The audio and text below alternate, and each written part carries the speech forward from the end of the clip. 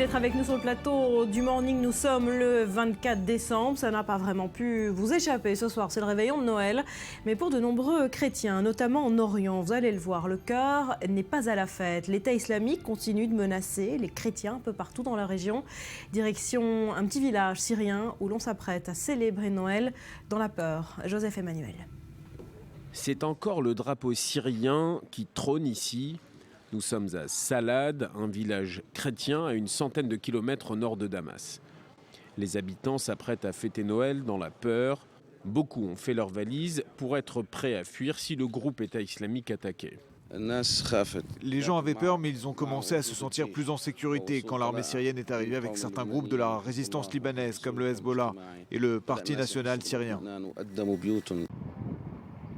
L'armée syrienne contrôle donc encore ce village, mais les djihadistes de l'État islamique ne sont qu'à 15 km. 700 membres du Hezbollah ont été accueillis ici en libérateurs pour combattre l'ennemi commun, l'État islamique. Car tous craignent le même scénario qu'en 2013.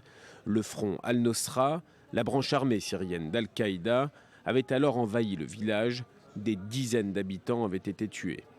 Les treillis militaires ont donc remplacé les habits de fête. Et sur la place centrale, le traîneau du Père Noël a laissé la place à des engins militaires. Peu de maisons ont installé le sapin. Alors on en improvise un autour d'une armature en fer. On installe aussi une crèche de fortune. De nombreux résidents n'ont pas installé un sapin de Noël dans leur maison parce qu'il y a beaucoup de tristesse et par respect aux martyrs. Nous avions envie de faire sourire les enfants qui en ont assez de la guerre et des bruits de canon. Dans l'église syriaque du village, c'est le calme qu'on entend. Les traits sont tirés, les visages marqués par l'inquiétude, mais tous prient.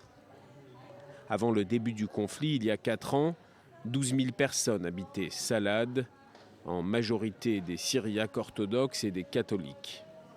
Aujourd'hui, la ville est quasiment vide. La population a fui par crainte d'être la prochaine victime des djihadistes.